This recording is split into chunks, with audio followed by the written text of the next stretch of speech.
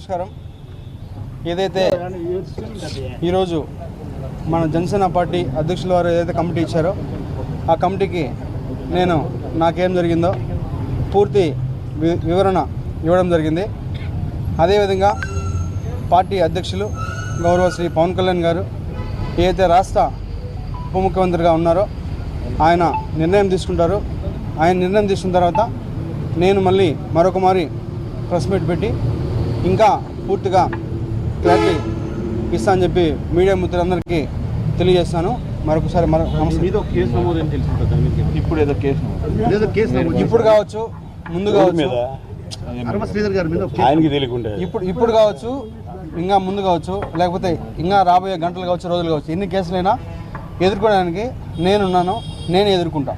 వాళ్ళు 100 కేసులు పెట్టినా కూడా నేను వాళ్ళకి క్లారిటీగా విత్ పిన్ టు పిన్ ఇప్పుడు ఏదైతే కమిటీకి ఇచ్చానో అదే విధంగా నేను మళ్ళా కోర్టుకు కావచ్చు, లేకపోతే ఇంకేదైనా కమిటీకి కావచ్చు, చట్టపరంగానే నిర్ణయాలు తీసుకోవాలని చెప్పి నేను ఈరోజు మీ మీడియా మిత్రులందరికీ తెలియజేస్తాను. నియోజకవర్గ ప్రజలకి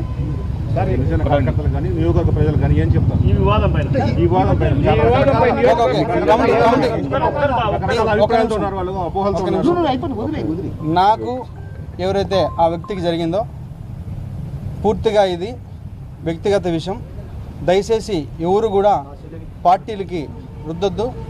ముఖ్యంగా జనసేన పార్టీ అనే పేరు ఎత్తకుండా వ్యక్తిగత జరిగిన విషయం కాబట్టి వ్యక్తిగతంగానే నేను కమిటీకి సబ్మిట్ చేశాను.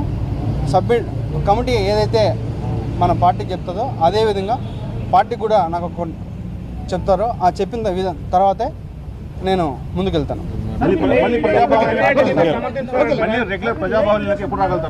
సరే, ఇది ప్రజాబాహుళ్యం కాదా? ఒక నిమిషం ఇది ప్రజాబాహుళ్యం కాదా? ఇంత ఓపెన్ ఇంత ట్రాన్స్పరెంట్ గా బయట ఉంటే మీరు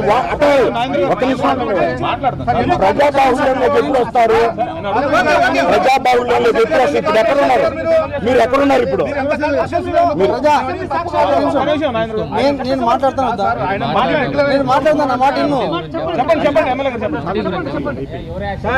ఎప్పుడైతే కమిటీ నుంచి పార్టీ నుంచి ఆదేశాలు వస్తాయో మరి అప్పుడే నేను ప్రజల్లోకి వస్తాను. అసెంబ్లీ వీడియో నిజమా కాదని మీరు చూశారు. దానికి కూడా నేను కమిటీకి ఒక క్లారిటీ ఇచ్చాను. ప్రూఫ్స్ కూడా సబ్మిట్ చేశాను.